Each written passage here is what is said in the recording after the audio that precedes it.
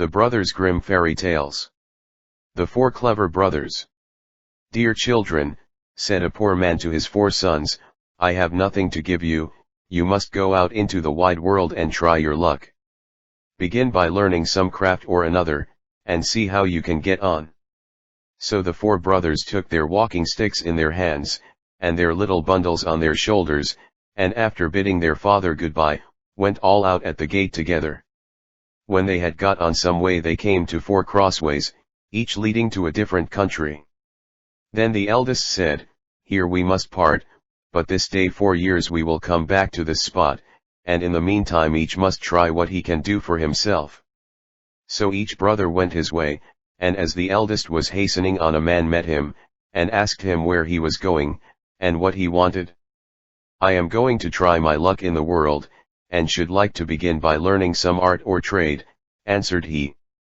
Then, said the man, Go with me, and I will teach you to become the cunningest thief that ever was.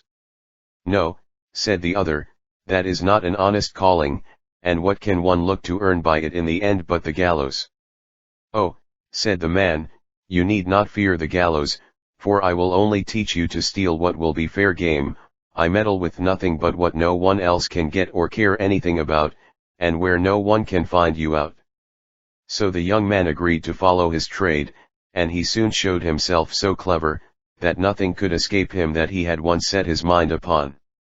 The second brother also met a man, who, when he found out what he was setting out upon, asked him what craft he meant to follow.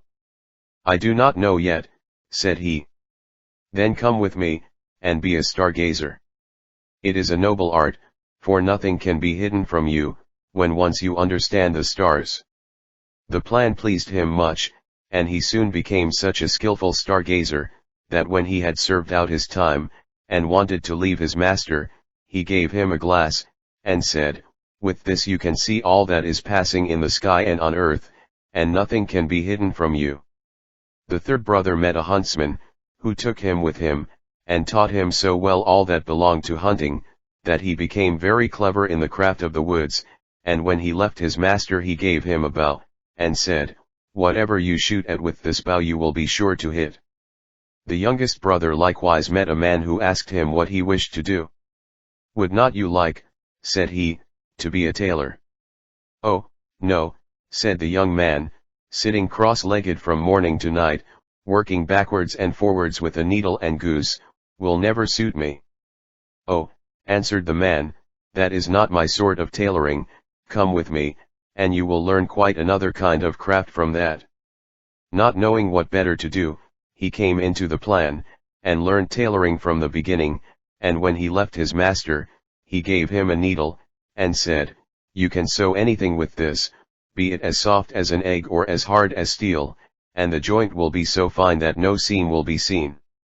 After the space of 4 years, at the time agreed upon, the 4 brothers met at the 4 crossroads, and having welcomed each other, set off towards their father's home, where they told him all that had happened to them, and how each had learned some craft. Then, one day, as they were sitting before the house under a very high tree, the father said, I should like to try what each of you can do in this way.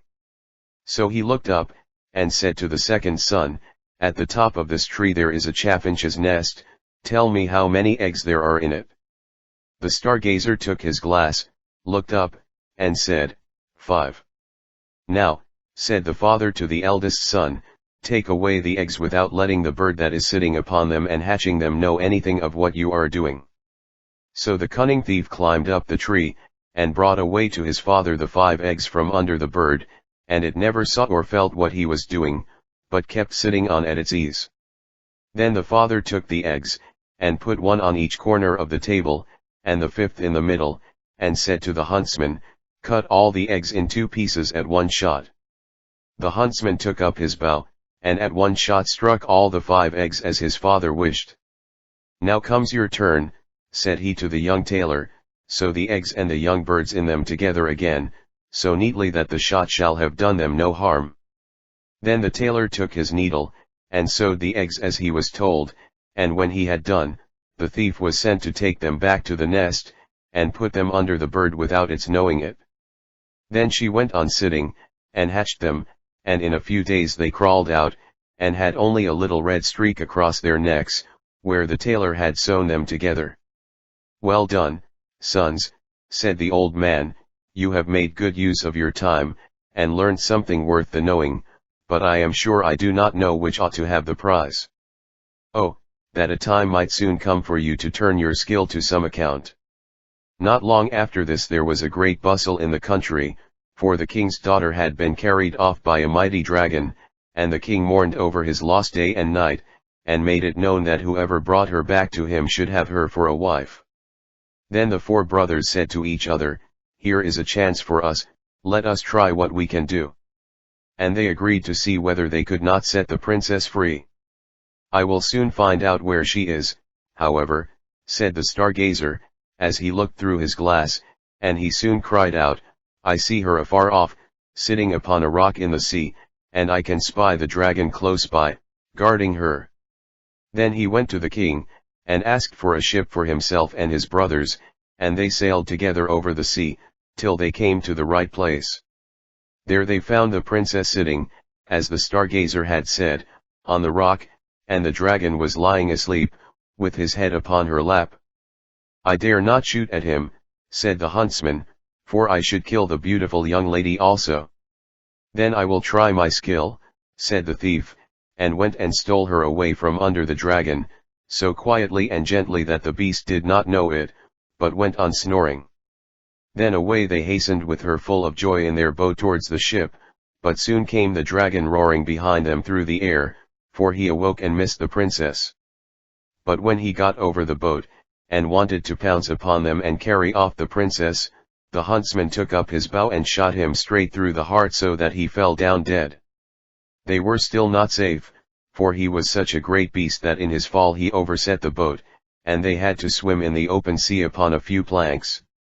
So the tailor took his needle, and with a few large stitches put some of the planks together, and he sat down upon these, and sailed about and gathered up all pieces of the boat, and then tacked them together so quickly that the boat was soon ready, and they then reached the ship and got home safe. When they had brought home the princess to her father, there was great rejoicing, and he said to the four brothers, "One of you shall marry her, but you must settle amongst yourselves which it is to be." Then there arose a quarrel between them, and the stargazer said, "If I had not found the princess out, all your skill would have been of no use, therefore she ought to be mine." "Your seeing her would have been of no use," said the thief, "if I had not taken her away from the dragon, therefore she ought to be mine." "No, she is mine," said the huntsman, "for if I had not killed the dragon, he would, after all, have torn you and the princess into pieces. And if I had not sewn the boat together again," said the tailor, "you would all have been drowned, therefore she is mine."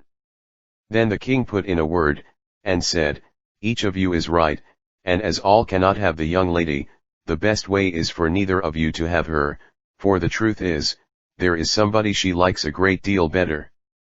But to make up for your loss, I will give each of you, as a reward for his skill, half a kingdom." So the brothers agreed that this plan would be much better than either quarreling or marrying a lady who had no mind to have them.